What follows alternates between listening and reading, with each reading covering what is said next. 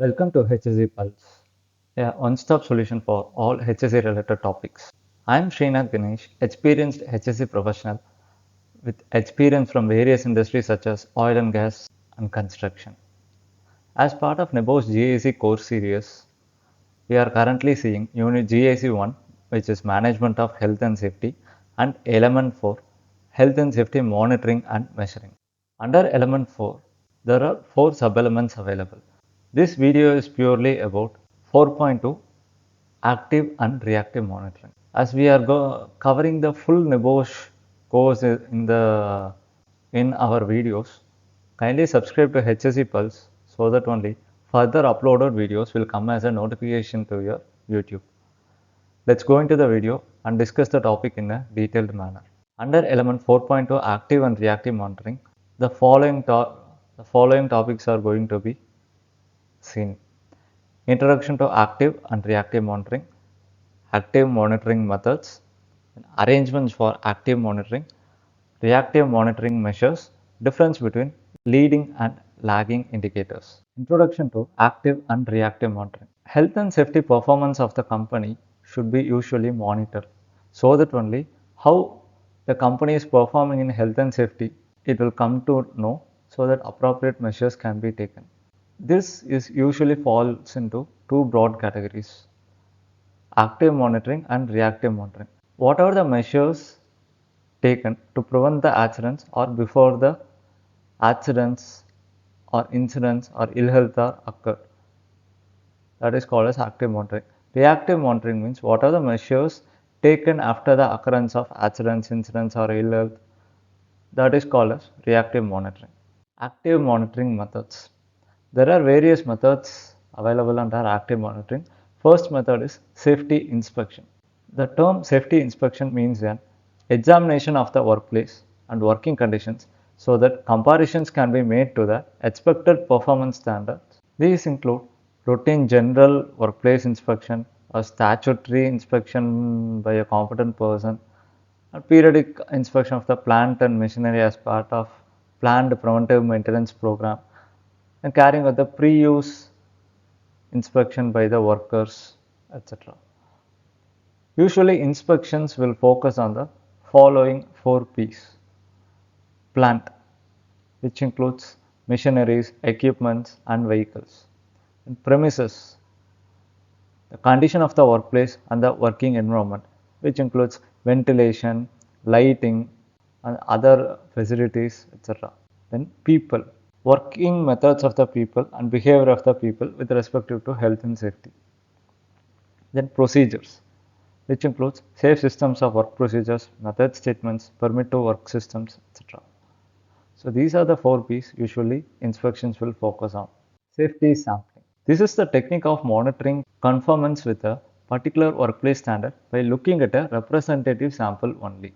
If a big enough sample is collected, then there is a strong likelihood that the results of the sample will reflect the results for the workplace as a whole.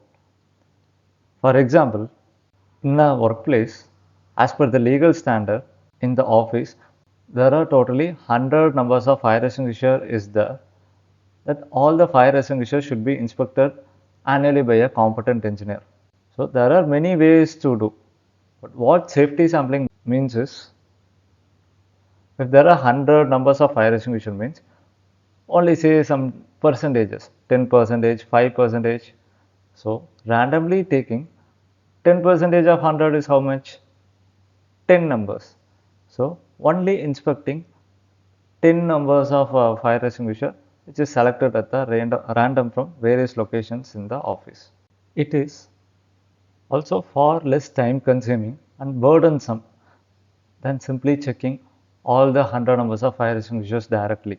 So safety sampling as an active monitoring method does not guarantee 100% conformance to the standard, so it provides an assurance that the standard is being met or gives an indication if there are any problems with the conformance to the standard. So in the total of 100 numbers of fire extinguishers, suppose let's 10 numbers are inspected, 10 let's say 10%. So in the 10, 5 is in good quality and another 5 is non-conforming to the standard. Then it indicates out of total of 100 numbers of fire extinguishers, 50 numbers are conforming to the standard, 50 numbers are not conforming to the standard. So it gives the representations. This technique it is called as safety sampling. Next active monitoring method is safety tour. A safety tour is a high profile inspection of a workplace carried out by a group or team, including managers such as senior operation managers or director, etc. The safety tour may be formal but also can be informal, a walk around looking at points of interest, which is usually unscheduled. This is a high profile visible event where management have the opportunity to interact with the workers and show their interest and commitment to health and safety to the workforce. This can have a very significant impact on raising the profile of specific health and safety problems found and helps on improving the health and safety culture in the company, as it provides an opportunity for managers to not only identify and discuss the problems and issues but also recognize and prize the good performance. Arrangements for active monitoring. For performing the active monitoring, what are the arrangements that should be there? First, the type of active monitoring. So we have seen many types: safety sampling, safety tours, safety inspections, etc. Active monitoring is carried out for a number of different reasons, and different methods examine different aspects of the safety in the workplace. Frequency of the monitoring, which is likely to be determined by both the type of inspection and the level of risk in the workplace. And allocation of responsibilities. It is the allocation of responsibilities to the person for ensuring that the active monitoring takes place should be identified, and the people who has been allocated the work has been carried out. The competence and objectivity of the inspector. These are the essential characteristics of whoever is conducting the active monitoring. The person should have the necessary training, knowledge and experience, and he should be competent. Then the use of checklist. Sometimes without checklist, if inspection is done, means as a person or human, anyone will forget the important points. So using of the checklist are the valuable tools for use during the active monitoring process such as inspection. Then action planning for problems found. So after inspection or any safety tour or safety sampling, appropriate action for the non-conformity or whatever it is not complying with the standard, an appropriate action should be taken following the active monitoring to resolve issues in a timely manner. What are the topics that can be included in a inspection checklist? Fire safety, which including emergency escape route conditions, signages, and extinguishers, etc. Housekeeping wise, general tidiness and cleanliness, and environment issues such as lighting, temperature, ventilation, noise, and vibration, etc. And traffic routes, which includes safety of both vehicle and pedestrian routes. And chemical safety, which includes appropriate use and storage of the hazardous substances. And machinery safety, which includes correct use of machinery guards and interlocks in the machine. Then electrical safety, which is the portable electrical appliance safety. Then welfare facilities, such as drinking water, dining hall, dress changing rooms in the workplace, and their suitability and its condition. Reactive monitoring measures. As I have already explained, what are the measures we are taking after the occurrence of accidents, incidents, or ill health? It is called as reactive monitoring. The reactive monitoring uses incidents, ill health, and other unwanted events and situations as indicators of health and safety performance to highlight areas of the concern. This also means reacting after things have gone wrong. Reactive monitoring can be carried out by learning lessons from investigation of accident, incident, or dangerous occurrence or near miss, or occurrence of the ill health, and other from data gathered from large numbers of the same types of event. Sometimes after identification of immediate and root causes through incident investigation. Active monitoring methods also will be taken place as part of the reactive monitoring. For example, after identification of the learning points, training might be given, which is one of the active monitoring methods. So, as part of incident investigation, we have already covered it in the element 4.1, which is in the previous video. Now we are going to see about statistics.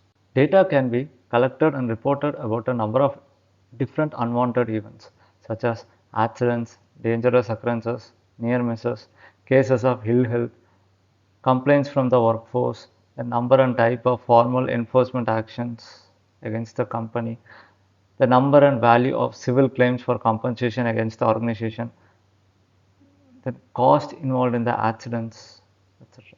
Whatever the data is collected through the above methods can be analyzed to see if there are any trends and patterns. Trends means any consistent increases or decreases in the number of certain types of event after a period of time. Patterns include collections or hotspots of the certain types of event. This analysis usually involves converting the actual numbers into an accident rate so that more meaningful comparisons can be made. How we can able to calculate the accident rate? The formula for calculating the lost time accident frequency rate is equal to number of lost time accidents during a specific time period divided by number of workers worked over the same period cumulatively multiplied by 100,000. After applying the values, whatever the answer it is coming, that answer is in units of lost time accidents per 100,000 hours worked. Difference between leading and lagging indicators. Leading indicators. Methods of active monitoring are called as leading indicators. Examples include health and safety training, clear policies and procedures, safety audits and inspections. So these are the methods which usually taken to prevent the accident or before the occurrence of the accidents. Leading indicators are usually focused on future safety performance, continuous improvement, and it is usually proactive in nature. It reports what employees are doing on a regular basis to prevent injuries. Let's come to lagging indicators. Whatever the methods of reactive monitoring, they are called as lagging indicators. Examples include lost workdays, the number of injuries per year, number of specific illnesses, and workers' compensation cost. The major drawback to only using lagging indicators of safety performance is that it only tells how many people got injured or hurt, but it will not tell how well the organization is doing at preventing incidents and accidents. And in the overall view, leading indicators measures progress, lagging indicators measures failure. So that's it about the video. I hope whatever the topics we have discussed in this video are very well clear to you. Let's discuss many more topics in the upcoming videos. Thanks for watching.